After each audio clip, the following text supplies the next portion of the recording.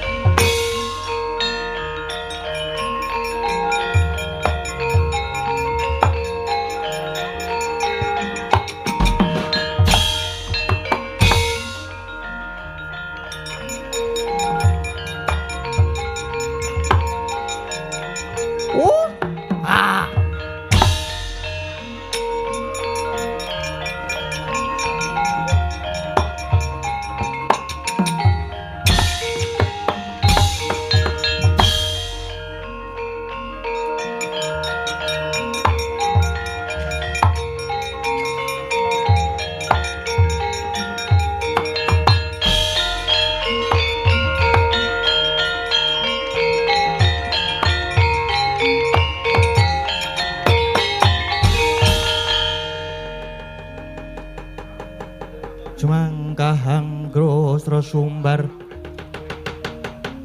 Getar-water lindu bumi kunjing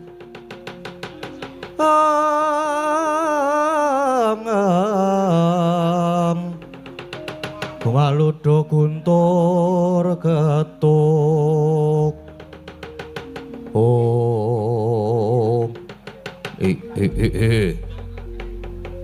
Ngatos sumengklung nanggen kula nengga rawuh paduka Kanjeng Deoji lajeng cumadung dawuh sinuwun nadyan kula inggih cumadung dawuh sinuwun kula inggih cumadung dawuh sinuwun Patih Kala Kridaksa lan para wadya bala kabeh wae inggih kula lega rasane atiku bawane wis kelakon sing dadi sedyaku nggonku kepengin suwita ana ngersane Sang Prabu Duryudana wis dinampa karo Prabu Duryudana nanging aku kudu saguh dadi jagoning para Kurawa supaya nyernake sing dadi kliliping Kurawa ya kuwi para Pandhawa Patih mongko sejatine Pandhawa ki jane klebu dadi mungsuhku merga wong tuaku ya Sudarmaku Sarga Prabu Hamsaraja lan Prabu Dimbaka nalika semana sedasya dening para Pandhawa jaman ana lakon ya kuwi lakon Pandhawa ngadani sesaji Raja Soya nanging Pandhawa nalika semana ora tumindak dhewe para Pandhawa dipandhegani dening Ratu Ndwarawati lan Ratu Mandura luwih-luwih Ratu Mandura sing jeneng Prabu Baladewa manut critane ya Prabu Baladewa kuwi sing wis jalari paktine sedane Kanjeng Rama Prabu Hamsaraja inggih lajeng sambet rapetipun paduka Swita Sri Ngastina yo aku Swita ana ngersane Prabu Duryudana lan etok-etok dadi siswane Pendhita Durna aku mung pamrih supaya aku bisa ketemu karo Prabu Baladewa lah rak tenan iki mau aku sowan ana ngersane Prabu Duryudana sing jeneng Prabu Baladewa ya nekani ana ing pasewakan negara Ngastina banjur aku matur aku saguh dadi jagoning Kurawa nanging ana sranane ya kuwi alun-alun negara Ngastina kudu ditumbali Ratu Ulseseta utawa Ratu Bule. Mongko ratu sing bule ki ya Prabu Baladewa kuwi dheweke sajahe krasa wusana Baladewa banjur nesu-nesu nantang karo aku. Ati iki wancine prayoga kanggo males wirang durung lega rasane ngatiku yen durung kelakon nguntapke nyawane Prabu Baladewa. Nggih. Lajeng keparengipun kados pundi sinuwun. Saka pandugaku iki Baladewa mesti ora ijen dawuhna kabeh wadyabala supaya tata-tata mangsa borong lehmu ngrampungi wadyabalane Baladewa. Yen Baladewa sing maju mengko aku sing methuke. Nggih ngestakaken dawuh nyuwun pamit sinuwun. Rasa kesuwen wadyabala kabeh wae kebat mangkata.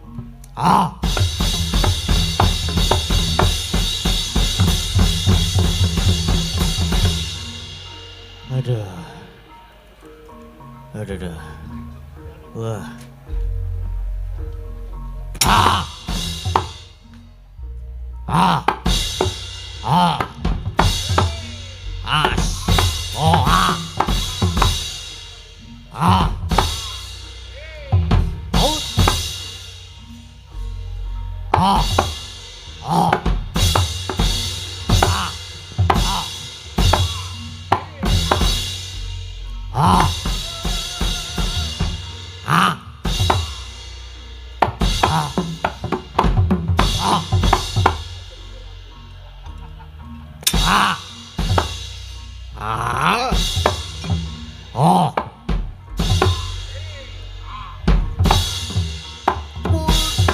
Waduh. Ah. Oh. Ah, yes. Ah.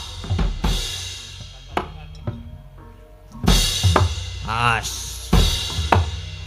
Ut. Oh. Waduh. Ah. Oh. Ah. Ah. Iku oke banget tuh. Ah. Ah. Was. Ah. Ah. Ah. Ah. Ah. Oh.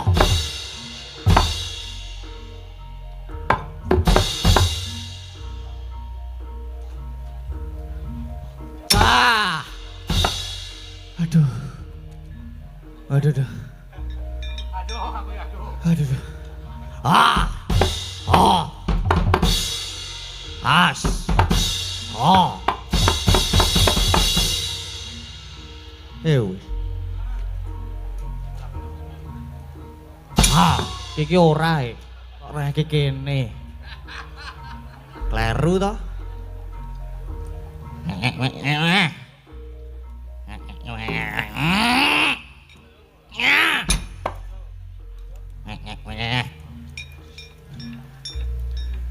Awas. Mun. Ah. Nhúc nhas. Nhúc nhas, nhúc nhas. Ê.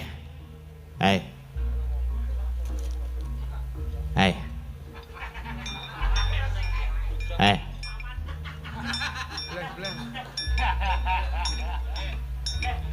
Ê.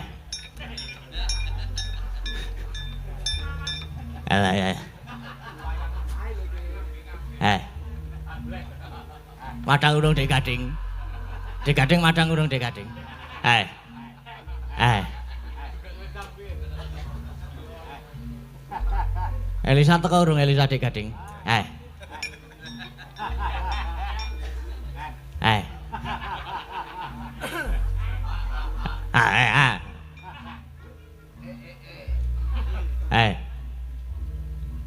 Seneng aku.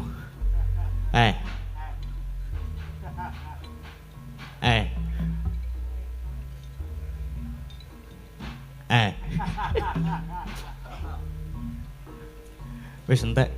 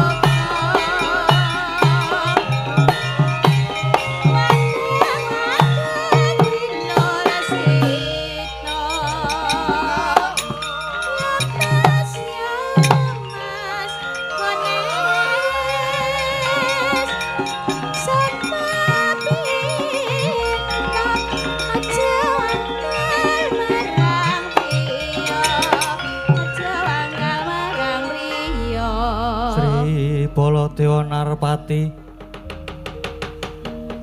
Denareswara Kresna kalangkung tresnane romring diah banon jinawi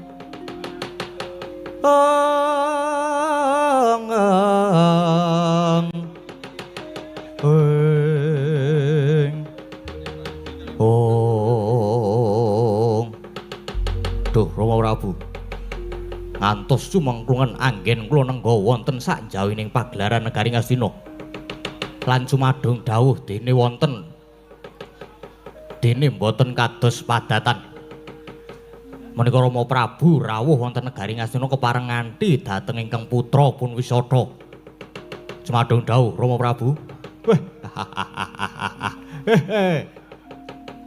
Radal ingkang abdi kepatihan pun Pragata ugi nyadong dawuh. Adat ingkang sampun Gusti kula sinuwun Mandura menika menawi rawuh wonten negari Ngastina namung piyambakan. Kok niki nganti dhateng ingkang putra Raden Wisata. Kok ya tumben. Wah, jagat dewa Bathara Wisata, Pragata. Nggih wonten dawuh Rama nggih wonten dawuh Kanjeng mulane panjenengan ingsun nganti putrane ingsun Wisata lan kowe Pragata aku sing krasa yen iki bakal ana parigawe merga nyatane aku kepengkok kahanan lakon sing elo-eloki nggih kok kadosipun bingung penggalipun sinuwun yo merga nyatane aku ditanting yen besok tumapake perang Baratayuda Baladewa ki bakale melu ngendi melu ndombani Kurawa apa ngronjongi Pandhawa wah inggih neng kula pitados paduka sinuwun menika Nalendra ingkang ugemi berbudi Bawaleksana yen iya ya iya yen ora ya iya ya ora panjenengan mesti badhe madeg ing tengah-tengah madeg ing tengahing bebener mboten mbelani sinten-sinten leres napa mboten sinuwun bener kaya mangkono kuwi Baladewa tetep madeg ing tengahing adil nanging iki mau ana dadang layani jujul anusuli merga ana tekaning Ratu Sabrang kang bakal ngajab sirnaning Baladewa ngakune Prabu Surya Gupala ngaku yen kuwi turase Prabu Hamsaraja sing nalika semana ndak pateni jaman lakon Pandhawa ngadani Sajirajasaya. Wah, lha niku tedhak turuning, tedhak turasing mungsuh. Mesti ajeng wales wirang. Bener mangkono. Mula kang saka kuwi, Sata. Mulane aku nganti kowe cah bagus. Wong tuamu ya Sudarmamu arep diajab patine. Kudune kowe tanggap wis Sata. Nggih. Menawi ingkang nami Prabu Surya Gupala menika badhe ngajab bilai. Badhe males dateng pejahipun tiyang sepuhipun sampun ngantos Kanjeng Rama ingkang badhe tumandang karya. Cekap ingkang putra pun Wisata Prabu Hamsa sirna saking Rama Prabu. Upami turasipun boten trima anak mengsah kalian anak. Bagus. Sing tak karepke ya ngono kuwi, bagus. Tegese kowe wis tanggaping sasmita dadi anak Baladewa aja meringkus. Lan aja ngegungke dupeh Wisata ki anak ratu. Aja mung ngegungke dupeh dadi anake wong kondang. Aja dadi bocah sing ugungan munggah umpaan. Aja mung sumendhe marang wong tuwa, nanging kudu isa tangkar tumangkar, ngulir budi, ngasah kadewasan. Kudu isa mikul dhuwur mendem jero marang wong tuwa. Lan Wisata ingsun kekudang bisa taruna ngungkuli bapa. Tur maneh pun Rama pengin prisa anak Baladewa yen tumandang perang kepiye? Inggih, jer menika rinten dalu dawuh paduka ingkang kula tenggo Rama rasa nunggu dawuh kebat mangkata nanging sing praitna ati-ati.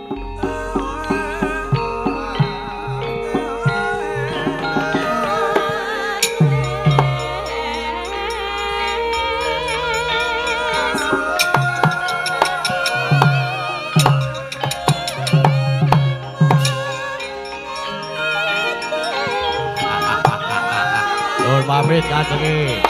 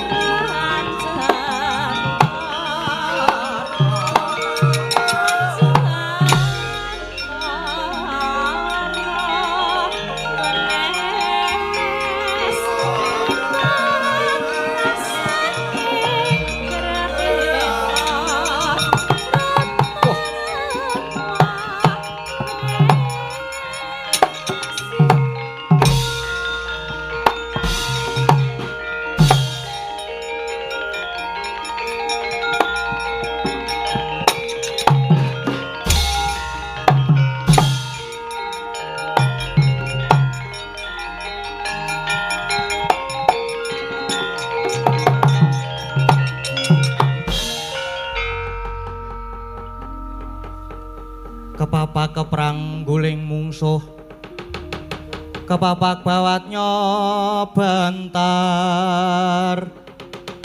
papakane ngaloga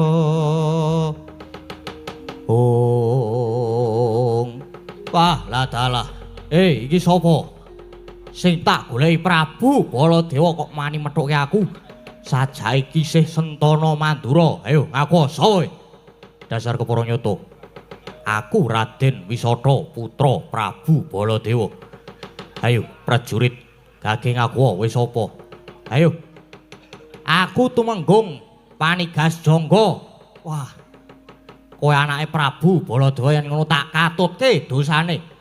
Manut tak tugel gulumu lapu-lapan sing dadi ucapmu. Ora gelem minggat tak utapke nyawamu babuh maju tibantangan pecah sirau Pandhawa tak ayoni Panigas Jangga.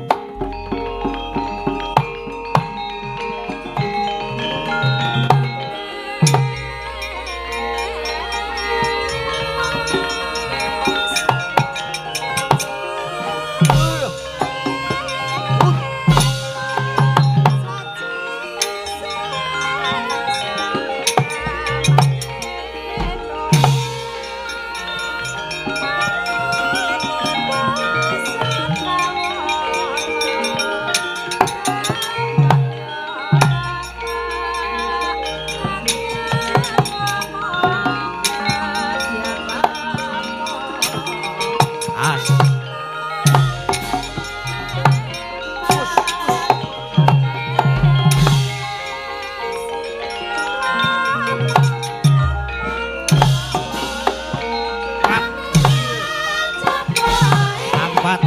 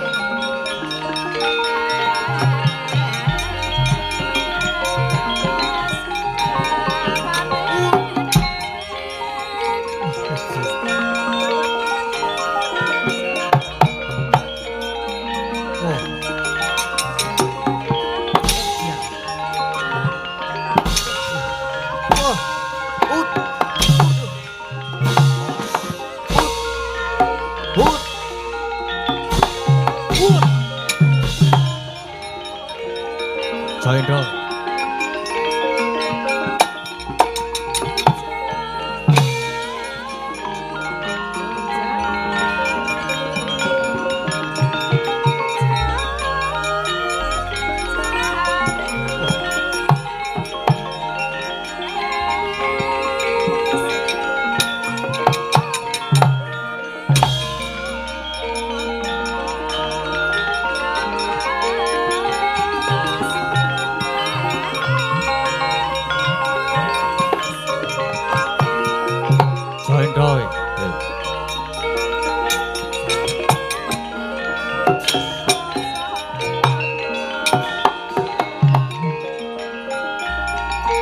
Jayendra.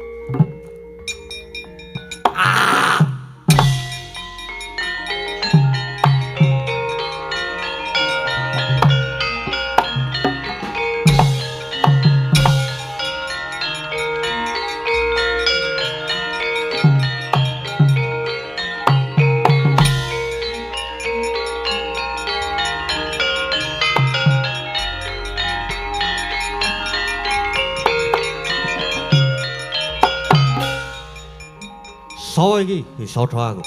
Wah, wisata. Yo, bali takon kowe sapa? Aku Tumenggung, Menak Jali Seta. Ayo, Ndi Prabu Baladha? Nyo, Tamparana. Waduh, Edian. Hup.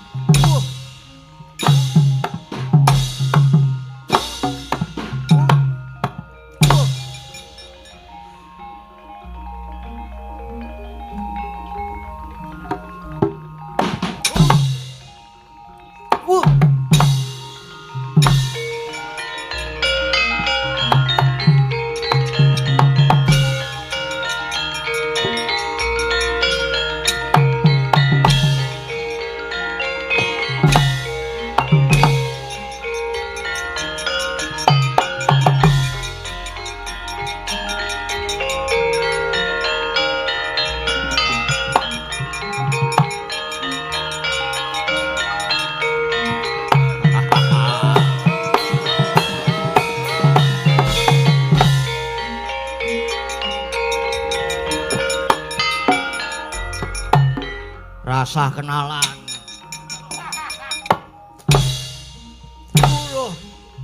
Asli.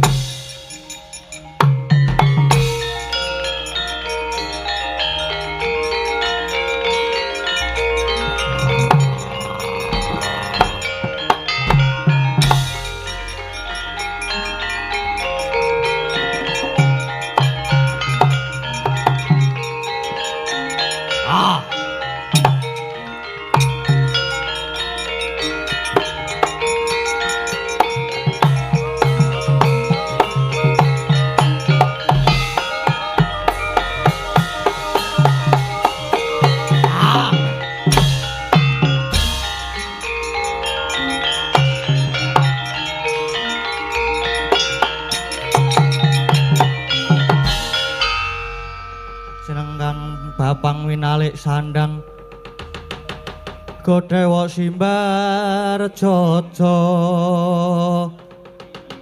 Wang Malang sudang nyogangsir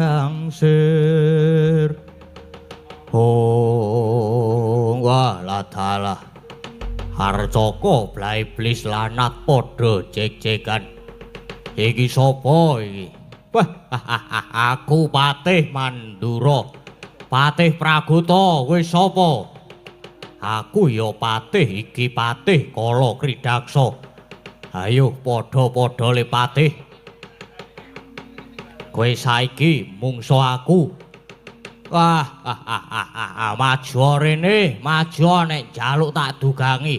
Wah, tak gegulung rimah-rimah we.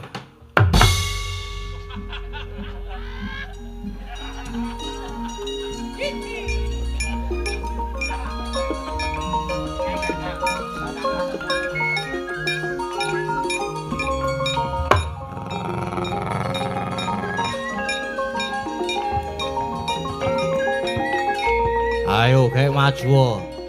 Wah.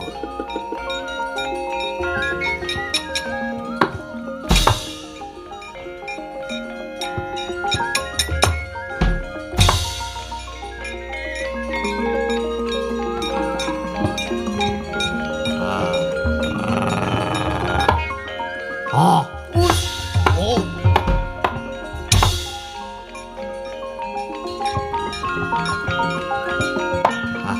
Ngomong. Hus. Wah. Bejo ora kena iki.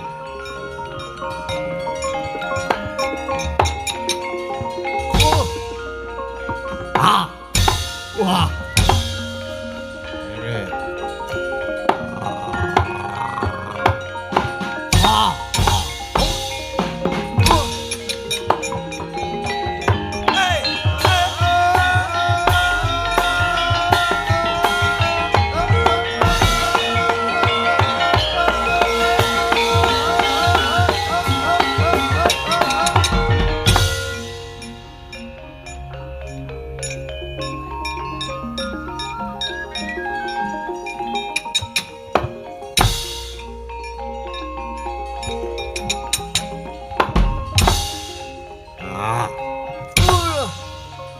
Ayo kena. Sapa to ile? Ayo terus. Ya ceglok iki. Aduh, ya tarik jokos.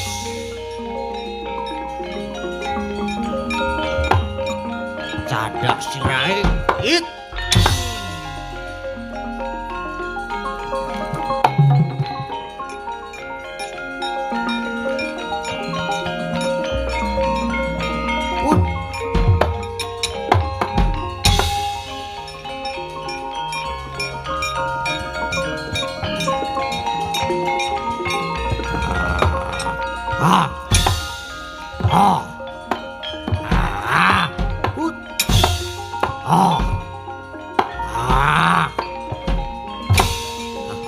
Jordan.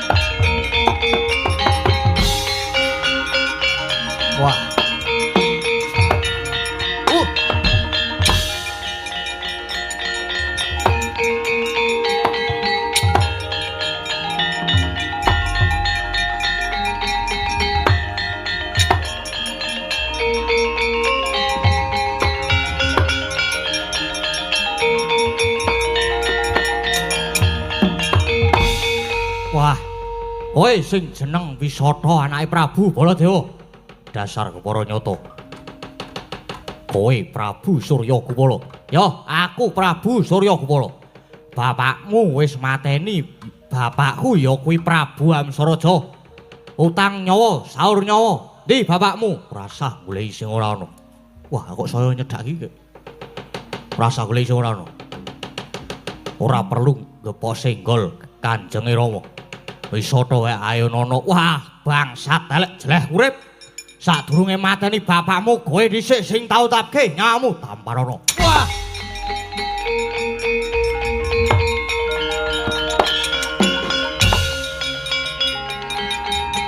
Wah, siap.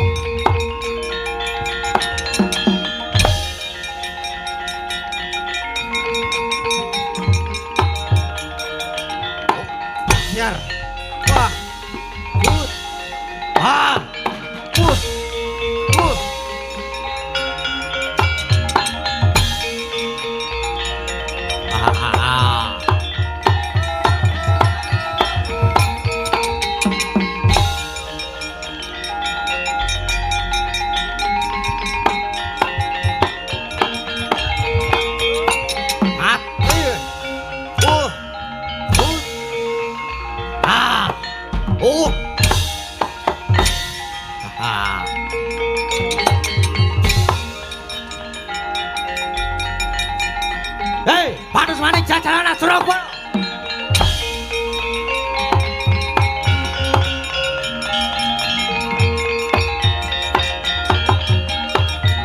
Harus main jatah sekali gone iblis ayo Surabaya. Wah.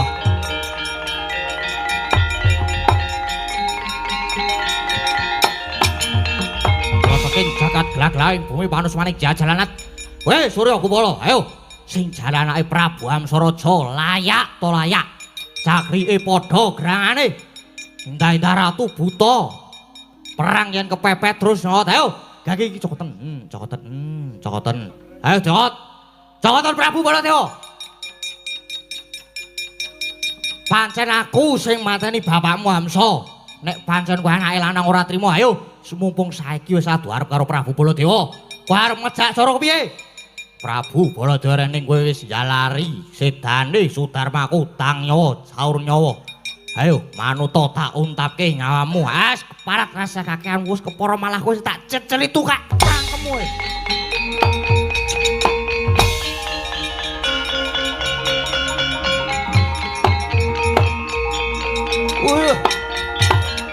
Wah, parpole jenggot sampun balap. Iso ora tak tangan Surya Kupala ora tak tangan iblis lan kowe. Wah!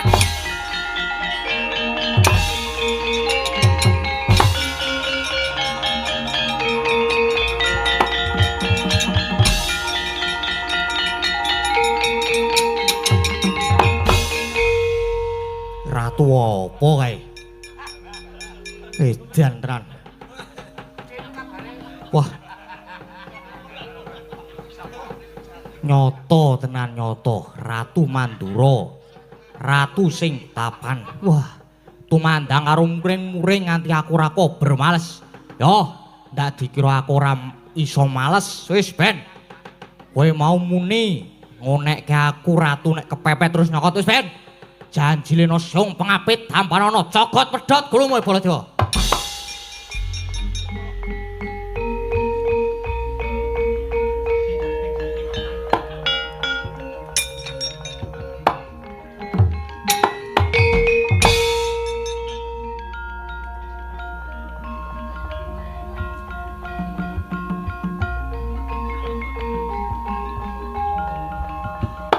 Antemo. Ayo kakek ngantep Prabu Baladewa. Wah iya. Sabar Mas.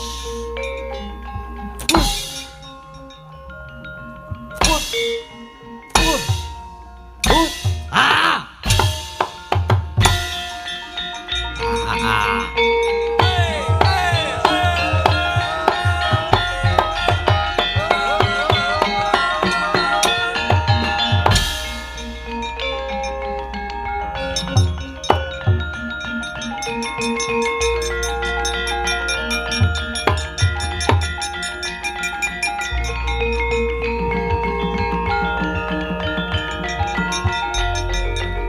Ejan manus maning jajaran karing bawane iblis lat. Wah.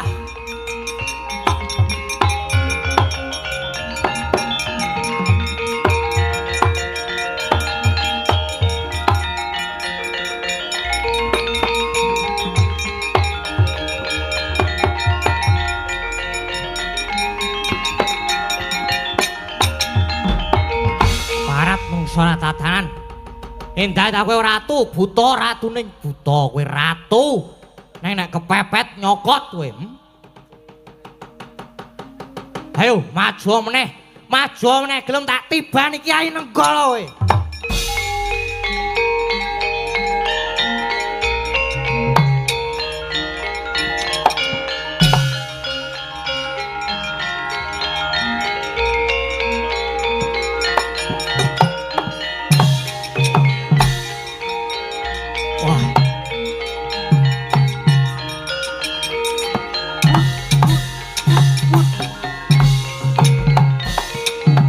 Aja ino.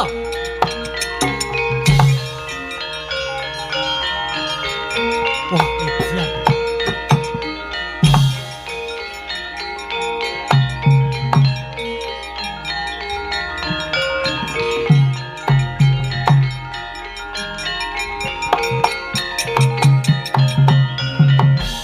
Wah, edan. Pusaka apa kae? Murup kaya ngono elok-elok ngedapi-dapi dayane. Tujune aku iso ngendani ya apa dikira Surya Kupala ora duwe pusaka sing ampuh. Iki pusaka pamungkas tekan wuluh gading tampanana mamprung kowe Baladewa.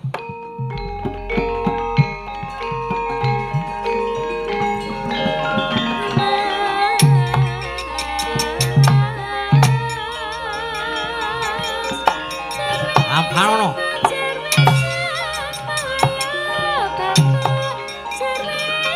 Ayo, Sora Gopala Samundur. Aja endo kowe.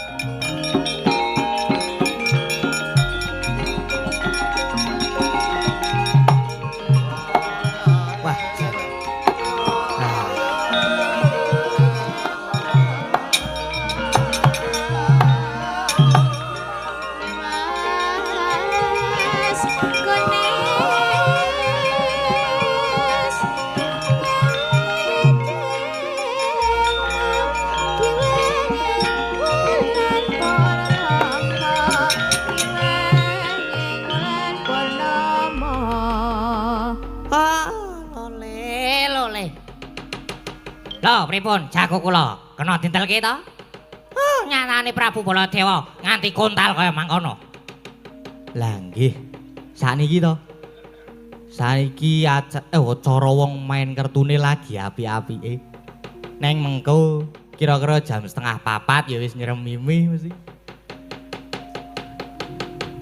Oh, sampean senengane nyepeleke. Lah didelok wae mengko piye?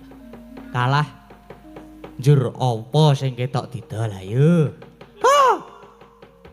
Nek jago kula niki tetep menangan, Dik. Piye, Ger? Anak Prabu Surya Gopala. Niki, Palemban Prabu Baladewa kula tamani pusaka saged kontal kaprapal kendang kaprajondang. Oh, tegese kuwi. Tegese durung tumekaning pati. Prabu Baladewa isih urip ning Empu Neti. Ora masalah, ora masalah. Nanging pusaka kula menika pusaka ingkang ampuh dayanipun. Percaya. Neng durung bisa dipesake.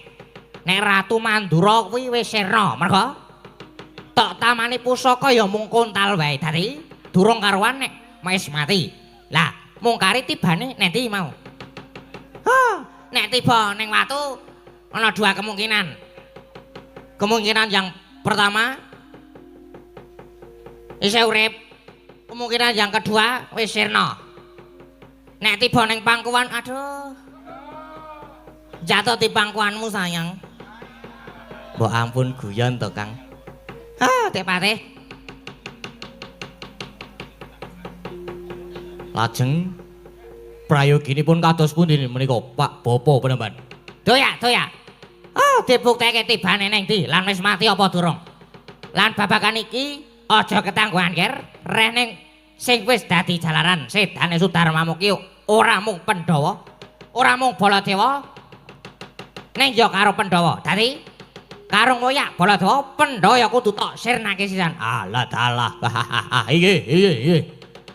Yen ngaten nyuwun pamit badhe mbujung Prabu Baladewa lan nyirnake para Pandhawa. Nah, ngono. Oh, sing hati-hati. Muga kasempatan yo, Ger. Dipate. Awake dhewe dadi penonton mawon, ngawat-awati. Monggo Kakang Durna.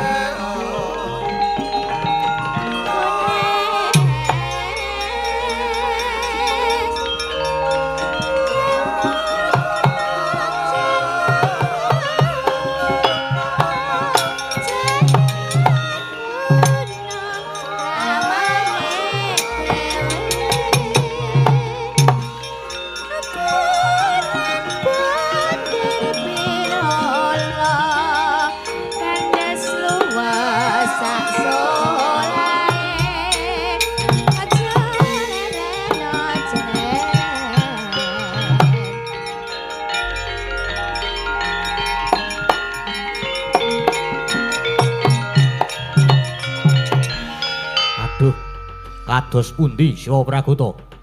Rama Prabu malah kendang kapracondang. Wah, aduh, wah pripun niki, Ger? Prayogi dipun tututi mugi-mugi rahayu Kang Rama, Ger. Nggih.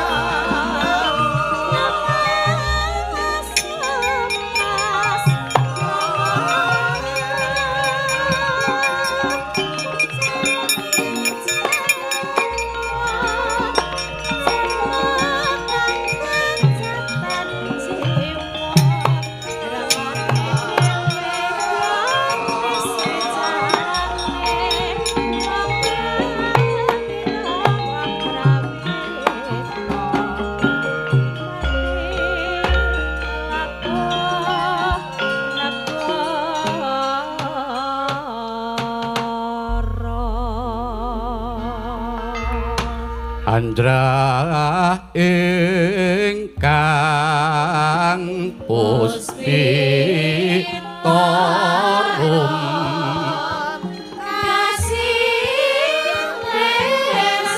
kasiliring samirana mrek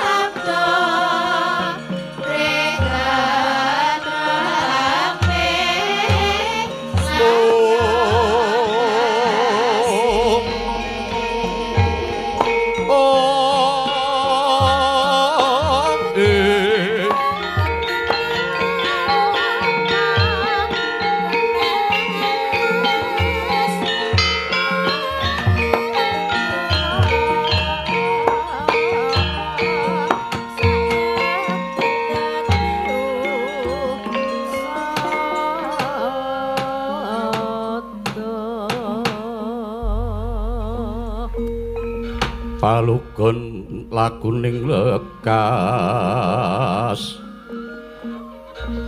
lu kita linuting kidung oh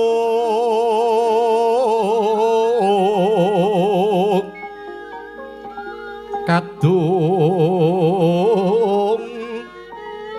kadereng hamomong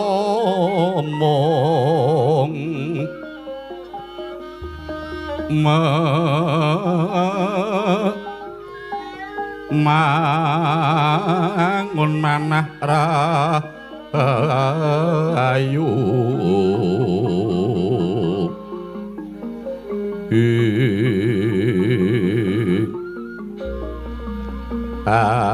ayono tanah golong gumolong manadukara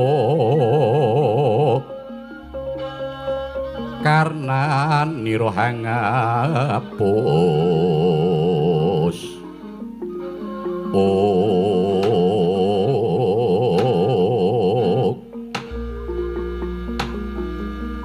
Imang Sukma jagat mangajulih ong dawn langgeng kadanging pun Kakang Yayi Jodipati pun Kakang pasang pambagya padha kanthi raharja si Adi prapta ning Ndrawati Sena wah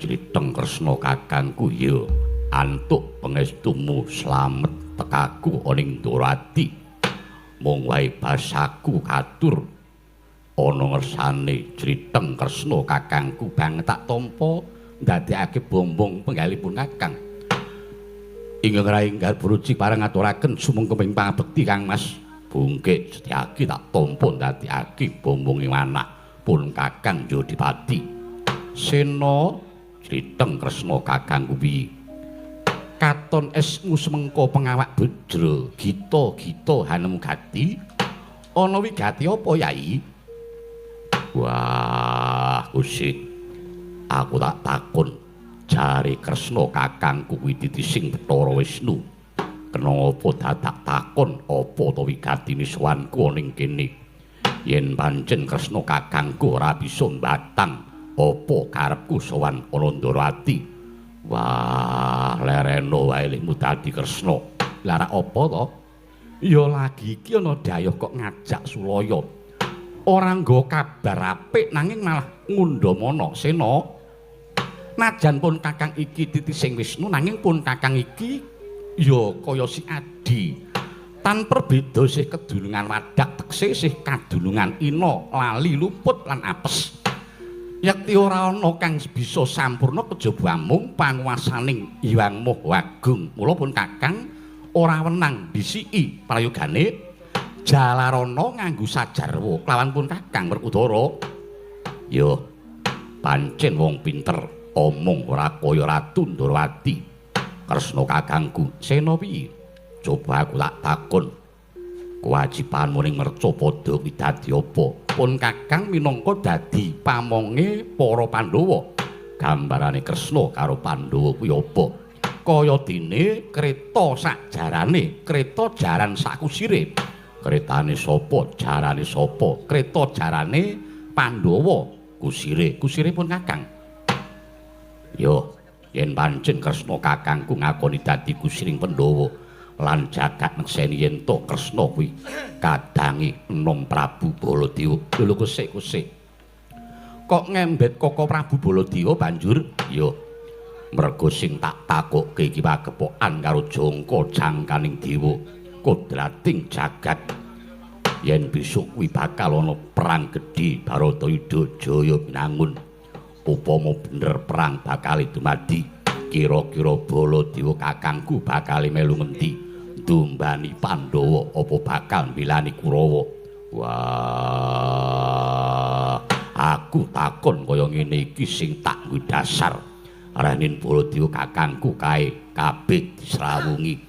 Kurawa diceraki Pandhawa ya dicaketi najan aku ngerti karepe Baladewa kakangku mbok menawa nanging besok bakal melu ngendi yen pancen Kresna kakangku ngaku dadi gusiring Pandhawa najan Baladewa kuwi kadange sepuh Kresna kakangku pitakonku iki mau piye Criteng Kresna kakangku Werkudara piye Kresna kakangku piye dadi glethek petele sira Yayi ngundhamana lan nguyak rembug marang pun kakang Yayi nguyak rembug piye gampange pun kakang supaya nanting marang Koko Prabu Baladewa ya ngono to antarane mengkono kuwi mau lara iya to Sena yen tumrapun kakang bab Koko Prabu Baladewa nggone tansah cecaketan marang Kurawa lan Pandhawa uga disrawungi iku ora dadi ngopo lan prayoga lan mitran kuwi ora bedak-bedake apa maneh kabeh tinemune sedulur utawa kadang